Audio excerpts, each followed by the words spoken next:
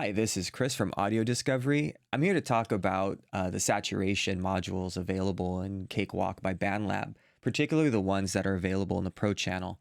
They don't really get a whole lot of discussion, so I wanted to offer them here. And I'm sure Creative Sauce and probably Zello and a few other people have actually been able to discuss these, but I'm going to do so my way. I was encouraged by videos by Seb or Seb, I think SSEB. I really encourage to check out his channel. He's got great content, as well as Dan Worrall. If you don't know Dan Worrall, then you haven't been watching YouTube production videos. I'd highly recommend them, even though they are FabFilter and Reaper centric. There's a lot of really good knowledge that is basic fundamentals of engineering. So I would check those out. Anyhow, enough of the endorsements. Let's talk about saturation. Okay, so for saturation, you have the soft tube knob, and I'm going to talk a little bit about methodology, and then we'll go into the listening to the to what I put together. So I have a drum track from a friend, Melissa. She was able to put together some drums from her recording studio, and she's got some great preamps. And so I asked for a session because one of the things that I wanted was to have some mic bleed and some room sound that was not something that's artificial, so that we can listen to things like saturation and compression and hear what the room artifacts actually do, because the room artifacts add character, and it also informs what we want to do in terms of if we're going to do live, engineering a live track, what it looks like on the back end of that, right? You end up with drum tracks that you need to do things with. And dealing with mic bleed and dealing with room, sort of just the room sounds. Those are going to be we're going to have to affect them using our tools, and so it's going to be necessary for us to understand how they work and how we can work with them. Okay, so I have all of the different saturation modules. I have a soft tube saturation knob. I have the tube, and it's got two functions. It's got a type 2, which is the default, and then type 1.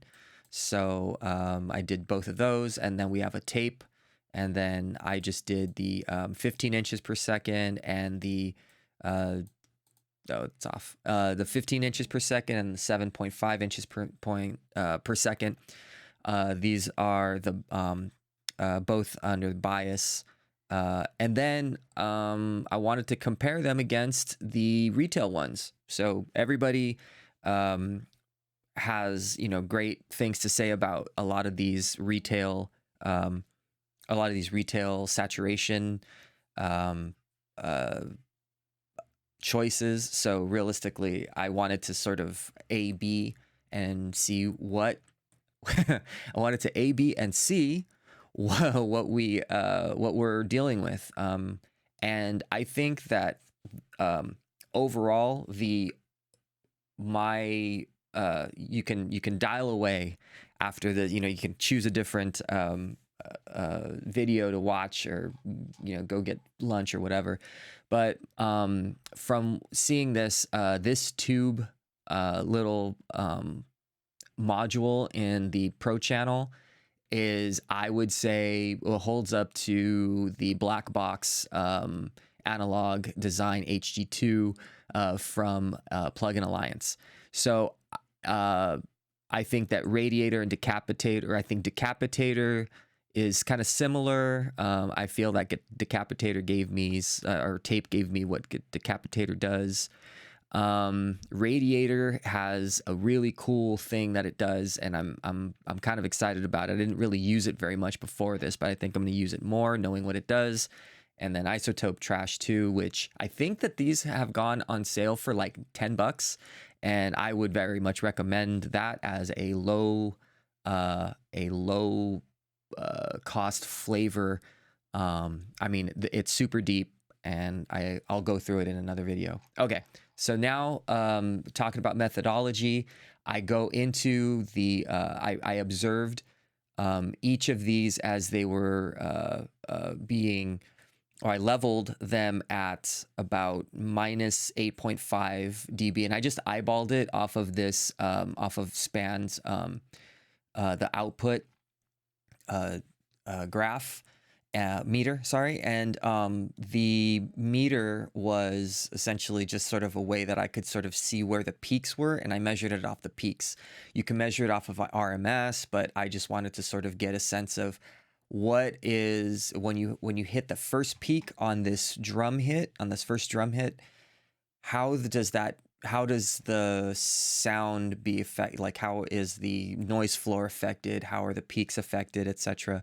So we can take a look at that and hear how it sounds, because there's also some frequencies that get added, etc. So we're going to start off with the saturation knob and notice that we are at probably about like 4 ticks up. 1, 2, 3, 4, 5 ticks up. That looks like 5 out of like 12 or something like that. I don't know how this knob works, and I did at keep high. And so these are going to give you a little bit of a different function. I didn't do all of them. You can kind of compare them all to each other, and I'll go through how I did that in a different video. Okay, so we're just going to listen now. So this is the saturation knob, and let's just, as you are looking at that, just take a look at what's happening here on the meter, and you can compare the meter reading off of everything else. So okay, so let's default. Okay, let's do it.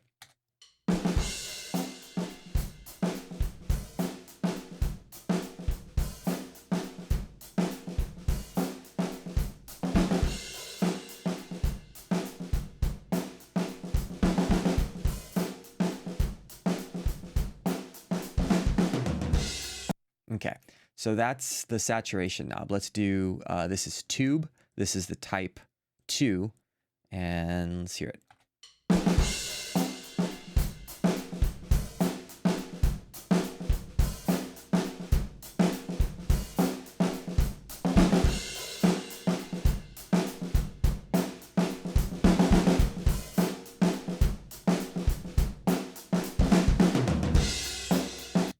All right. So that's type 2. This is type 1.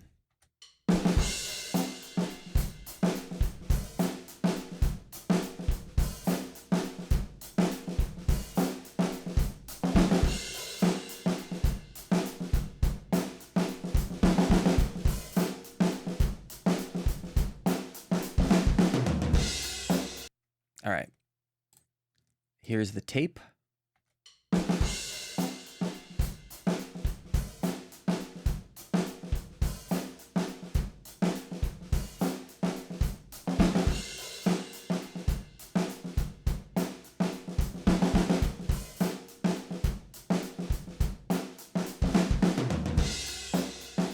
Okay, here's the 7 IPS tape.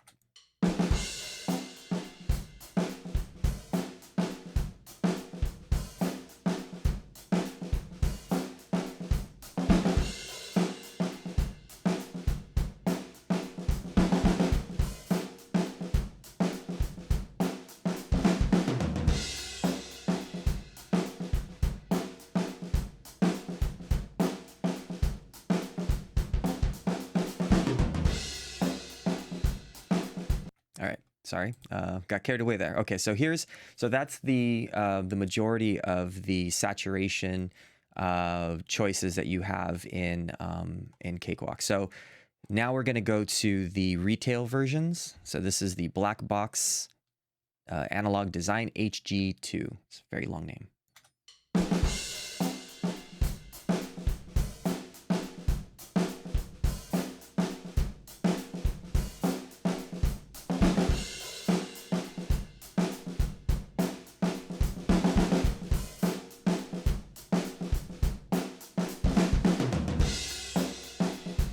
Okay, here's the radiator.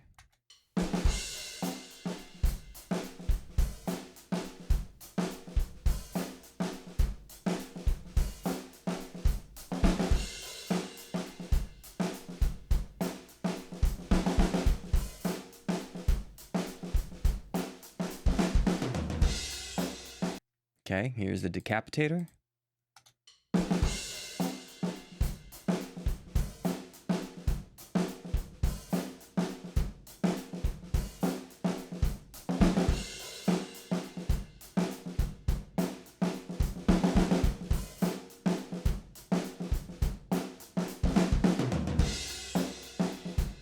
All right, and here's the trash too.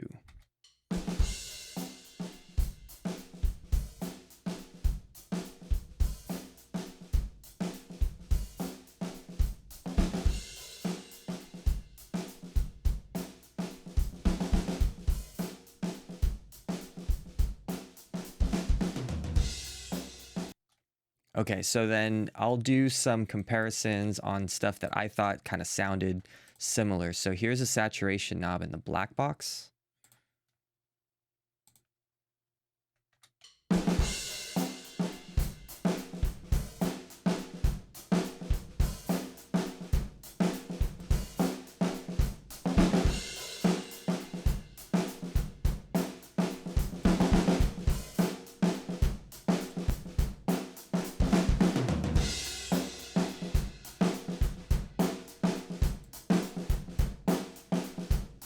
Okay, here's the type 1 tube and black box.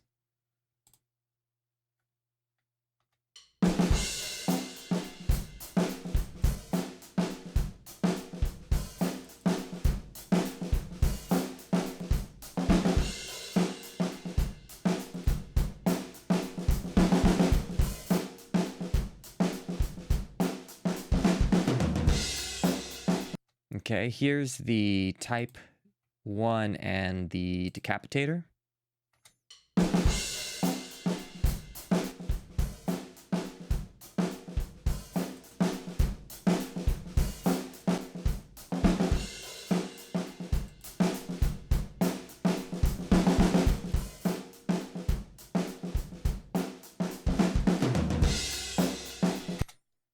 Okay, let's see.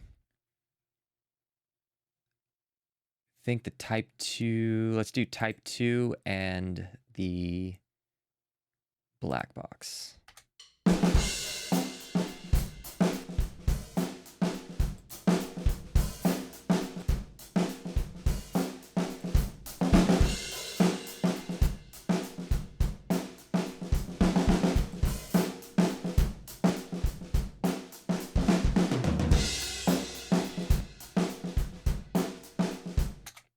Okay, so I'll share my thoughts in a separate portion of this video. Thank you for watching. And I know that there's going to be lots of questions. So if you want to have comments, I'll respond to the comments. Yeah, in terms of knowing what you want to do with these, check out another video and we'll discuss. All right. Thanks a lot.